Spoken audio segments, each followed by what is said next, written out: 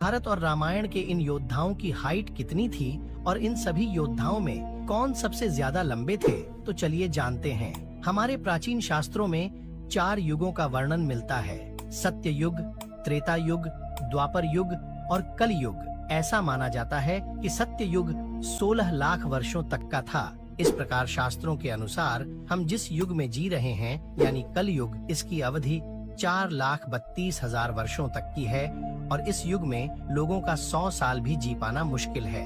इस कलयुग में जो व्यक्ति 6 फीट से ऊपर का होता है उसे लंबा माना जाता है।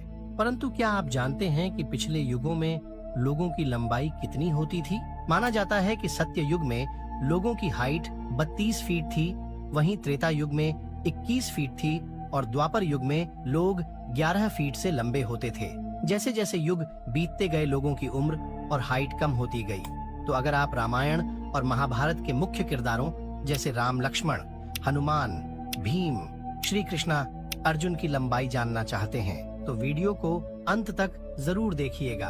हमारे प्राचीन ग्रंथों के अनुसार रामायण और महाभारत काल के लोगों की लंबाई आज से कहीं गुना ज्यादा होती थी।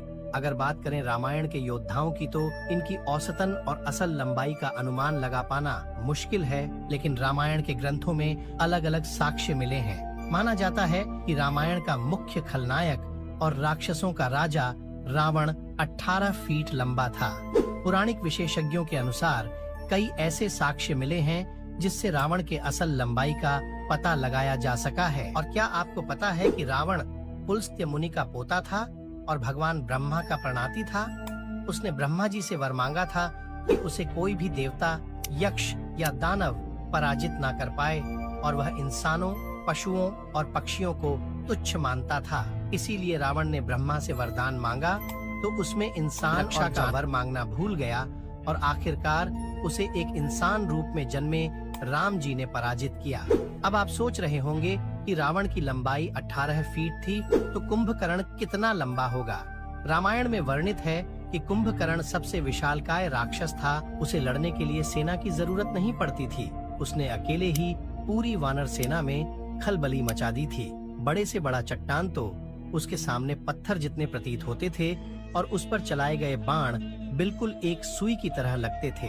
आपको जानकर आश्चर्य होगा कि कुंभकर्ण की लंबाई 120 फीट से भी अधिक थी। रामायण में सिर्फ कुंभकर्ण ही इतना लंबा नहीं था, बल्कि रावण का पराक्रमी पुत्र मेघनाथ भी कुंभकर्ण के समान ही एक मायावी राक्षस था जो इंद्र को हरा चुका था। वही प्रभु श्री राम की बात करें तो रामचरितमानस के अनुसार भगवान श्री राम की लंबाई 10 फीट के करीब थी और लक्ष्मण जी की बात करें तो वे राम जी से थोड़े कम लंबे थे, यानी 9 फीट के करीब थे। अब बात करें पवन पुत्र हनुमान जी की तो यह बता पाना बेहद मुश्किल है, क्योंकि वे जब चाहे और जितना चाहे अपनी हाइट घटा या बढ़ा सकते थे।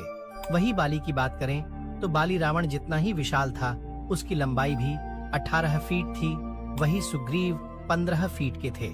अब बात करें महाभारत के योद्धाओं की तो महारथी और श्रेष्ठ धनुर्धर अर्जुन 8 फुट 9 इंच लंबे थे। वहीं महाभारत के मुख्य खलनायक दुर्योधन की लंबाई 9 फीट 2 इंच थी। आप यह तो जानते ही होंगे कि भीम में 10,000 हाथियों का बल था, जिनकी लंबाई 12 फीट की थी। अब बात करें भीष्म पितामह, जिन्हें इच्छा मृत्यु का वरदान प्राप्त था। उनका शरीर बहुत ही बलिष्ठ और एक रथ जितना बताया गया है, जिनकी लंबाई 8 फीट की थी। वही पांडवों में सबसे बड़े युधिष्ठिर की लंबाई भी 8 फीट के करीब था, जबकि नकुल और सहदेव को 7 फीट का बताया गया है। वही सूर्यपुत्र कर्ण को वेदव्यास जी ने महाभारत में एक युवा योद्धा के तौर पर दर्शाया है, जो बेहद ही ताकतवर और शरीर से भगवान श्री कृष्ण जैसे ही बलशाली थे। उनकी लंबाई 8 फीट के करीब थे और ऐसे में भगवान श्री कृष्ण की लंबाई भी 8 फीट के करीब ही मानी जाती है। तो ये थे रामायण और महाभारत के बलिष्ठ योद्धाओं की लंबाइयाँ। अगर वीडियो के लिए चैनल को सब्सक्राइब कर लीजिए।